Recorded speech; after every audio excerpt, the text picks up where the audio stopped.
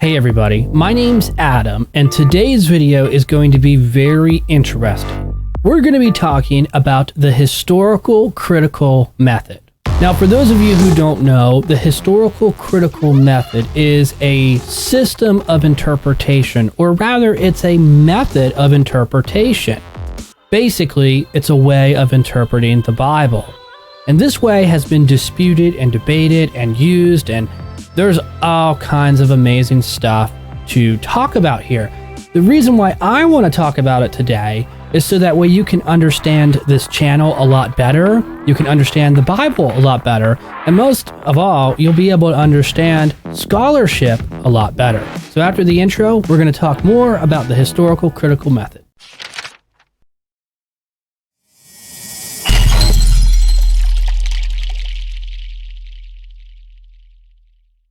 Hey, welcome to Scholar U. Be sure to click subscribe and the bell notification so you never miss a video. So today we're going to be talking about the historical critical method.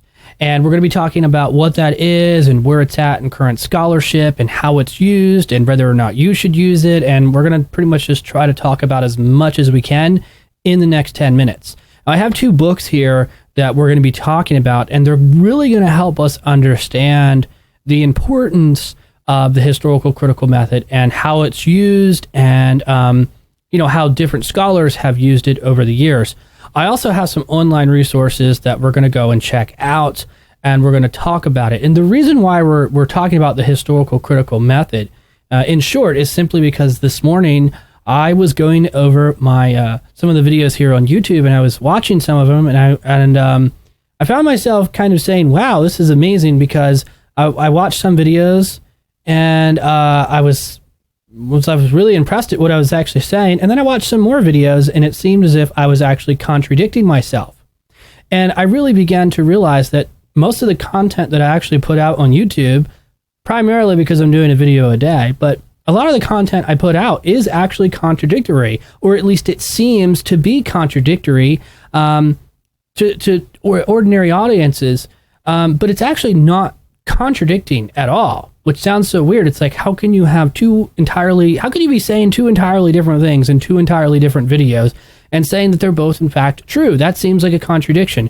And you're 100% right to assume that. But you have to understand something about what we're doing here on this channel. This channel is not about doctrine. It's not about theology. It's not about dogmas. It's not about religion. It's not about ministries. It's not about being a pastor. It's not about any of that stuff, actually. It's just simply about the information. Here's what the Bible says. Here's what scholars have talked about. Here's all the different stuff. That's pretty much all it's about. I'm just giving you the information. Take it for what it's worth and just use it day by day. That's pretty much what this channel is about. It seems kind of strange to do it that way, but it's the right way to do it, in my opinion. So let's talk about this historical critical method. First of all, just to give you some context here, the historical critical method is a method of interpretation, and its primary goal is to basically be historical in some sense. A lot of people end up saying that it's about finding the author's original intention. Basically, what that means is this. When Paul sat down to write the Epistle of Romans, he intended there to be a meaning to that audience. And so therefore, we as modern readers are not the audience because he didn't write the letter to us. He wrote the letter 2,000 years ago to some people in Rome. Therefore, our job as interpreters, if we're going to use the historical critical method, our job is to read the letter and understand what Paul meant when he wrote those words to that church. That's basically what the historical critical method is. Now, a lot of people hear that and they go, wow, that sounds amazing. That sounds like one of the best methods of interpretation that I've ever heard in my life, because it's about finding the author's original intention. And if that's what you're assuming, you're 100% right and correct to assume that. However, if you really spend time thinking about this method, you're going to find yourself a lot of dark areas. You're going to find it to be very dry, very boring, very dull, and eventually, at the end of the day, where the historical critical method will lead you the end all be all, is you're going to come to the conclusion that there's absolutely nothing in the Bible out of the 66 books that are there. None of those books are applicable today. Number one, none of those books have any meaning to you because they weren't written to you. And the authors, when they were writing, since they weren't writing to you, they have no meaning to you. That's the end result of the historical critical method, which of course is why a lot of people have opposed it. So, being that that is the case, we have this book right here, which is kind of like a book that sort of opposes the historical critical method to a certain degree.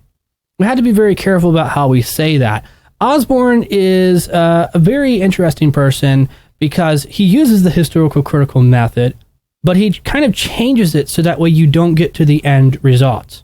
So the idea here is, yes, it is about the author's original intention, but it's also about many other things as well. So it's kind of like an updated version of the historical critical method. And this is where a lot of scholars disagree. So it's not just about disagreeing with the methodology, but it's also just about disagreeing or agreeing with where the methodology takes you. Where do you end up after you've used this methodology? Super, super important. And so as you read through church history, you're going to find many different methodologies of interpretation. There are allegorical interpretations, historical interpretations, theological interpretations, and all kinds of other stuff. In our modern world, the era that we live in now, the big method today is the historical critical method, which, by the way, is why I have this book right here. This book's very interesting because basically what this author did is he went around to 10 different seminaries and schools of divinity, and I'll show you a list of the schools right here. And he went around to these schools. I think this was probably in the early 2000s, maybe mid 2000s is when he did this research. And basically what he did is he interviewed all of these ordinary students. He just walked up to them and said, hey, can I talk to you, ask you a couple questions, and sat in some classrooms and things of that nature. And what he determined is that all 10 schools that he has here, maybe there's 7, I can't remember, I haven't looked, but it's like 7 or 10. All the schools here were teaching the historical critical method, which is very interesting because there are some highly conservative fundamentalist schools on this list. So it's kind of like, wait a second, conservative schools are teaching this? And the answer to that question is yes, of course they are. So what exactly do we do about this teaching idea? Well, let me explain this to you really quickly. When we talk about the historical critical method, first of all, pastors are not using the historical critical method to teach Sunday morning service or Sunday school or do their Sunday morning service. They're not using the historical critical method to do it. The historical critical method primarily is for scholarship. It's for theologians and historians and things of that nature. Most pastors don't use the historical critical method. Why? Because of the reason that I mentioned to you before. When you use this method, you come to the end all be all, which is basically the Bible has no relevance to me because it wasn't written to me, nor was it written for me. That's what the historical critical method. If you use it correctly, not the variations like Osborne here, if you use the raw method, that's where it comes to. And there's nothing wrong with that. It has its uses. I personally use the historical critical method. It's what I prefer to use, which, by the way, is why when you watch my channel and you see some of my videos, you go, wait a second, I watched this other video and it seems like you're contradicting yourself. I'm not actually contradicting myself. I'm just using a different type of methodology to get to a certain place. And also, I'm trying to give you information as raw as possible without giving you my own opinion. So it's a pretty interesting thing that we're doing here on this channel. Anyways, the historical critical method is not used by pastors. It's primarily used by scholars. So if you go to seminary or you do a PhD or something along those lines, chances are you're probably going to be taught the historical critical method, or you're going to be taught a variation of the historical critical method. It's still the historical critical method. It's just used a little bit differently. And it's basically how universities and schools of divinity teach their students how to interpret the Bible. Basically, it's the biggest, most primary method of interpretation that we have today. It's considered to be like the scientific method of biblical interpretation, which is very interesting. And the reason why is because when you start thinking about other interpretations now we run into some very interesting problems. For example, take Jacques Derrida with deconstruction. I know in the modern world here we have millennials and they're deconstructing their faith, but that's not what I'm talking about.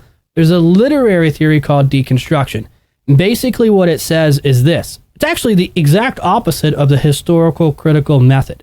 Derrida basically said, look, we cannot possibly know what the author originally intended because it was only meant to his audience, and so therefore only he knew what he meant, and only the audience knew what he meant. We could not know what he meant because the meaning has been lost over all of this time. And it's a very interesting theory, and I personally think that there might be some truth to that, or in fact, there is some percentage of truth to it. I don't agree with the theory entirely, but I do think that there is some depth of truth or some percentage of truth. However, reason dictates something very important. In this book right here, Osborne talks a little bit about Derrida, and he mentions something really amazing, and I want to show it to you. I actually want to end this video on this note. But here's what Osborne has to say. We again turn to the heart of the problem. You, the reader, you don't know me. He's talking about reading his book, me reading his book. He says, look, you people, you, the reader, you don't know me, the author. The text of this book does not truly reflect my personality.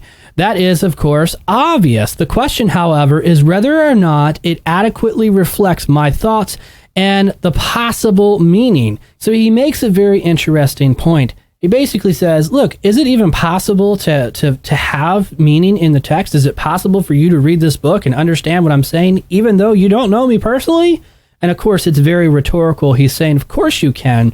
There's no reason why you can't. So it's very true of what he's saying. Of course, you know what he's saying. Of course, it's possible to know what he's saying.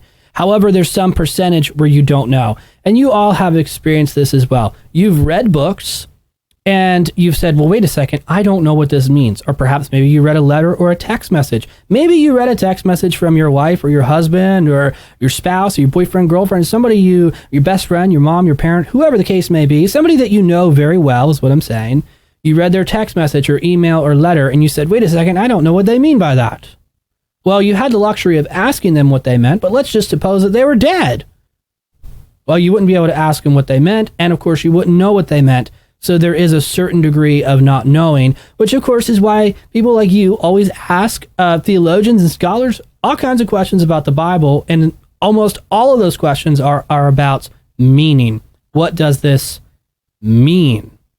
Because there's a certain level of not knowing the meaning. And it's true, which is why we have methodology, the methods of interpretation. And one method that we have of interpretation that we're using in our modern world is called the historical critical method. Well, that's all for now, folks. Be sure to like this video and comment below. Watch a playlist up there, and also click right here and subscribe to the channel. My name's Adam. Thanks for watching, and as always, I will see you in the next video.